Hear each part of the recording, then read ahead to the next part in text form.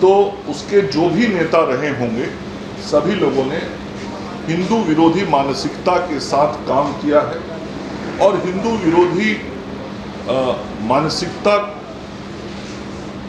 को ही उनका शिलान्यास हुआ या राम मंदिर का उद्घाटन हुआ। तो राम मंदिर के उद्घाटन के वक्त कांग्रेस पार्टी के सभी वरिष्ठ नेताओं को, राहुल गांधी सहित उनके राष्ट्रीय अध्यक्ष सहित वरिष्ठ नेताओं के विचार के अनुरूप ही बयान दिया कि भारत इसलिए गुलाम हुआ क्योंकि हम माथे पे तिलक लगाते थे। तिलक लगाना क्या दोष है? तिलक लगाना क्या गलत है? और तिलक लगाने से यदि हिंदुत्व और भारतीयता अलग नहीं हो सकती। तो सब एक दूसरे से जुड़े हुए लोग हैं और ये नवरात्र में मछली खाके यही प्रदर्शित करना कि हिंदुओं की भावनाओं को चोट पहुंचे और इसके कारण कुछ वोटों का दुर्विकरण हो जिससे हमको लाभ है। पनोरमा ग्रुप, जो सोचता है वो करता है। आपके अपने सपनों का आशियाना। आज मेरे साथ इस संवाददाता सम्मेलन में अमित प्रकाश जी, कुंतल कृष्णा जी और सूरज पांडे जी बैठे हैं।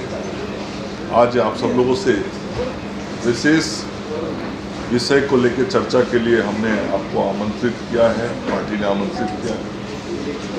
कल देश के लोकतंत्र का जो मंदिर संसद भवन है, उस संसद भवन के अंदर लोकसभा में विपक्ष के नेता के तौर पे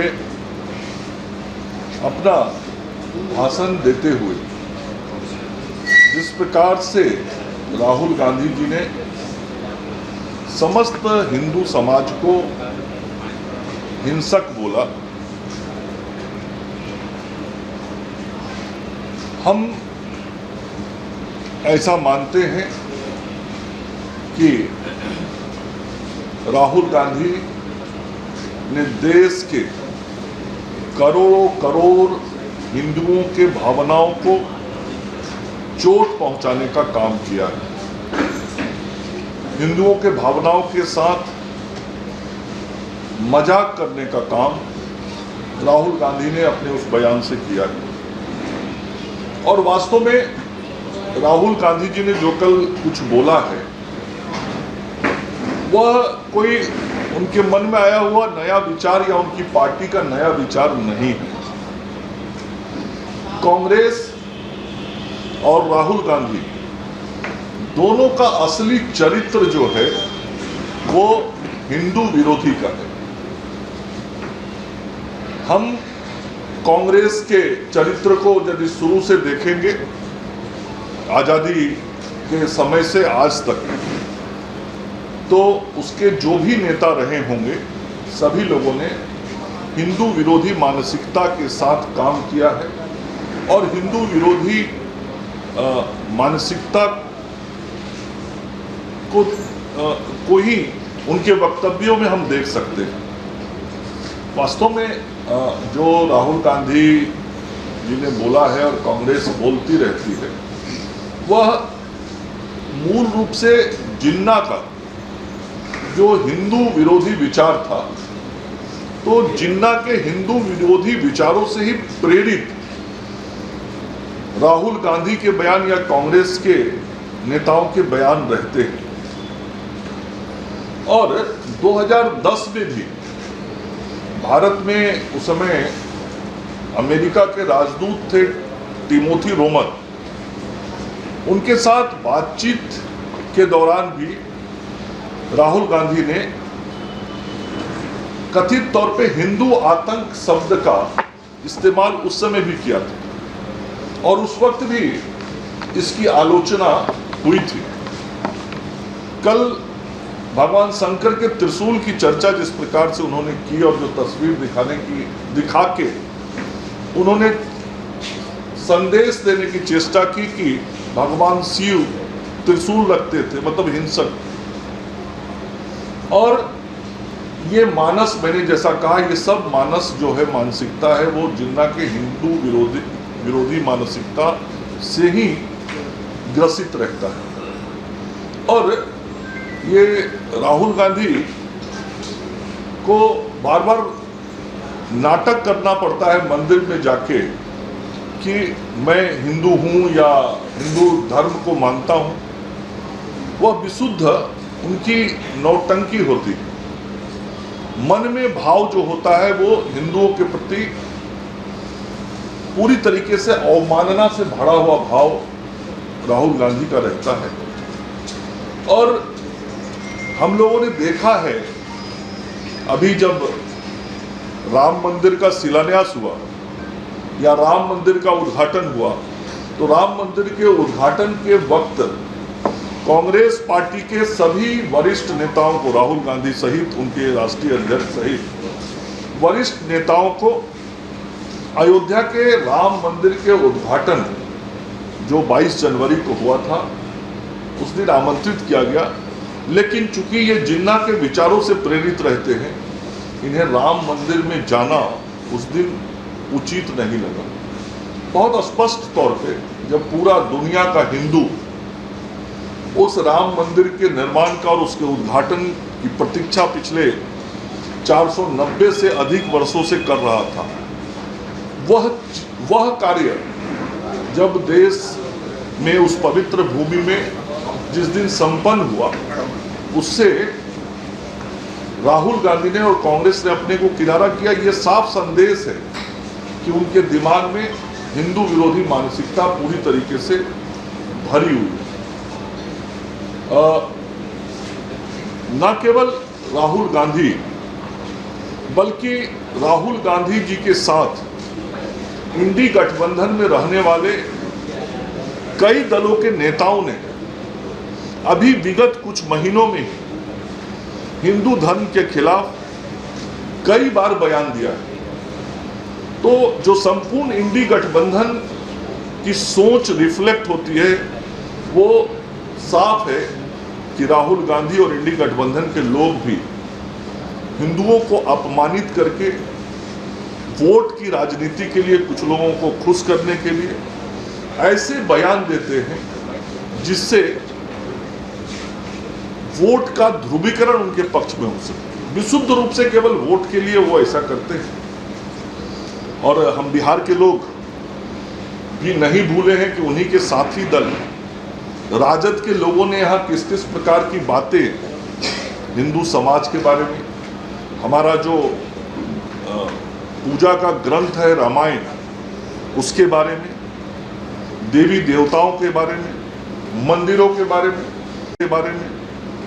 के बारे में किस किस प्रकार की टिप्पणी की है।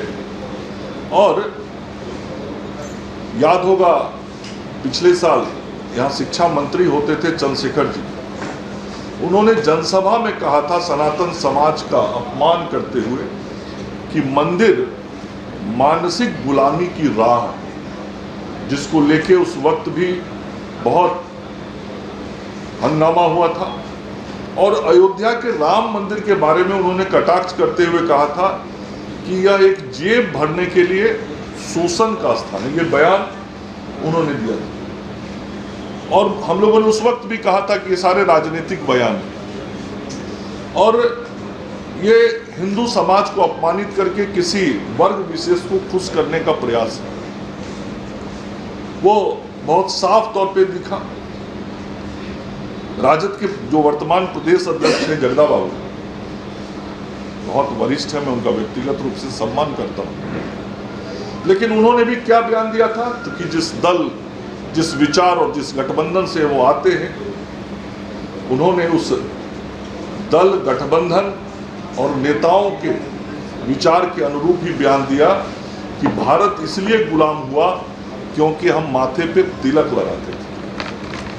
तिलक लगाना क्या दोष है? तिलक लगाना क्या गलत है? और तिलक लगाने से यदि हिंदुत्व और भारतीयता दिखती है तो इसमें गलत क्या है? लेकिन उन्होंने कहा कि भारत इसीलिए गुलाम हुआ था। उन्होंने भी राम जन्मभूमि पे कहा था कि वो नफरत की जमीन है। ये जगदा बाबू के शब्द थे और ये शब्द उन्हीं विचारों वाले गठबंधन के बीच से निकला था जो जिसके नेता आज राहुल गांधी पूर्व शिक्षा मंत्री ने हमेशा, चंद्रशेखर जी ने हमारे देश की सांस्कृतिक और धार्मिक भावनाओं को, सनातन परंपराओं और व्यवस्थाओं को चोट पहुंचाने वाले बयान दिए। राजद के ही एक विधायक फतेह बहादुर जी, उन्होंने माँ देवी दुर्गा के बारे में बोला कि ये तो काल्पनिक है।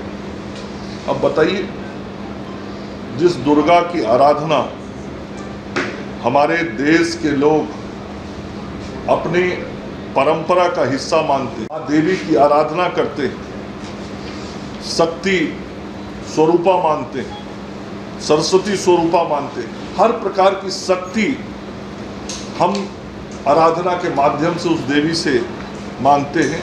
उस देवी को भी फतेह बहादुर जी ने काल्पनिक कह दिया, चूंकि वो राष्ट्रीय जनता दल के विधायक हैं और ऐसा वो नहीं कहें तो वो उस दल में नहीं रह सकते। उस दल की जो सोच है, उसके नेता की जो सोच है, वो हिंदू विरोधी मानसिकता बार बार उनके तरफ से उजागर हुई। जब नवरात्रि में हम जानते हैं सामान्य रूप से हिंदू समाज उपवास रखता है, कोई उपवास नहीं रह पाता तो फल पे रहता है, कोई नींबू पानी पे रहता है, कोई अनाज भी खाता है, तो वो शाकाहारी होके 10 दिन अपने घर में रहता है। बहुत लोग लहसुन प्याज भी नहीं खाते। तो अलग अलग तरीके से अपने इस धार्मिक रीति रिवाज को, जिस धर्म में है, उसको निभाते और पूर्ण करते हैं। लेकिन तेजस्वी जी ने क्या किया, नवरात्रि के बीच में अपना मछली खाते हुए वीडियो वायरल किया और उन्होंने कहा कि ये तो मैं खा रहा हूँ हवाई जहाज। अब नवरात्र के समय वो उनका संदेश बहुत साफ था। मानसिकता जो दिमाग में है, जो कांग्रेस पार्टी की पिछलगुआ पार्टी राजद है, वो कांग्रेस के विचारों से अलग हो नहीं सकती है और कांग्रेस जिन्ना के विचारों से अलग नहीं हो सकती।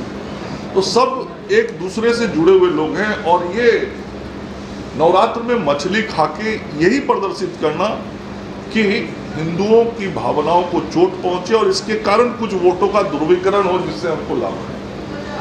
तो हमेशा से इन लोगों ने ऐसा किया और उन्होंने अपने पिताजी के पूर्व के कुछ कार्यों को भी देखा है। याद करिए, जब आदरणीय आडवाणी जी राम मंदिर के निर्माण के लिए यात्रा पर निकले थे, तो तेजस्वी जी के पिताजी लालू प्रसाद यादव जी ने ही उनकी गिरफ्तारी की थी। आडवाणी जी निकले थे राम मंदिर के निर्माण के लिए लोगों का जन समर्थन जुटाने, लेकिन लालू प्रसाद यादव जी ने उसका विरोध किया और समस्तीपुर में उनकी गिरफ्तारी की। बहुत साफ तौर पे उस वक्त भी वो राम मंदिर के विरोध का जो मानसिकता उन लोगों के अंदर है, उस समय भी साफ तौर पे दिखा था। तो आज हम सब लोगों का, भारतीय जनता पार्टी का, एनडीए का बहुत साफ तौर पे मानना है कि राहुल गांधी जी ने जो कल संसद में बयान दिया है, वह देश के सैकड़ों करोड़ हिंदुओं के भावनाओं को चोट पहुंचाने वाला है। सनातन परंपरा, व्यवस्था और संस्कृति को चोट पहुंचाने वाला है और राहुल गांधी जी को इसके लिए देश की जनता से माफी मांगना चाहिए। हालांकि हम जानते हैं कि वो माफी नहीं मांगेंगे, चूंकि वो जिन्ना के हिंदू विरोधी मानसिकता से प्रेरित हैं। लेकिन राहुल गांधी जी को हम स्पष्ट तौर पे बताना चाहते हैं कि इस देश के हिंदुओं को यदि आप अपमानित करने का प्रयास करेंगे तो लोकतांत्रिक तरीके से देश का हिंदू आपको हमेशा जवाब देने का काम करता रहेगा। आप मानसिक रूप से गुलाम हो सकते हैं, देश का हिंदू गुलाम नहीं हो सकता है। देश का हिंदू आपके गलत वक्तव्यों के साथ खड़ा नहीं हो सकता। इसलिए आज मीडिया के मित्रों के माध्यम से हम ये कहना चाहते हैं कि कल राहुल गांधी जी का जो वक्तव्य था वो बहुत ही आपत्तिजनक था, अमर्यादित था। जो उनका बॉडी लैंग्वेज था वह भी किसी नेता प्रतिपक्ष का उस तरह का बॉडी लैंग्वेज नहीं होना चाहिए था। और जो कुछ उन्होंने प्रदर्शित करके और अपने वक्तव्यों से देश की जनता को कहने की चेष्टा की है, वह देश की सनातन व्यवस्था और परंपरा को चोट पहुंचाने वाली है। पनोरमा ग्रुप, जो सोचता है वो करता है। अगर ये वीडियो पसंद आई और वह बिहार के राजनीति और बिहारियत से सरोकार रखेनी तो सब्सक्राइब बटन दबा के चैनल के सब्सक्राइब कर ली। ओजे एगो घंटी बा, ओकरा बटन दबा देला से कुल सटीक और मारक खबर रुआ मुफ्त में मिल जाई। अगर रुआ पत्रकारिता के हमनी के नया प्रयोग में सहयोग कर चाहतानी तो ज्वाइन बटन दबा दी। पेटीएम नंबर नोट कर ली 93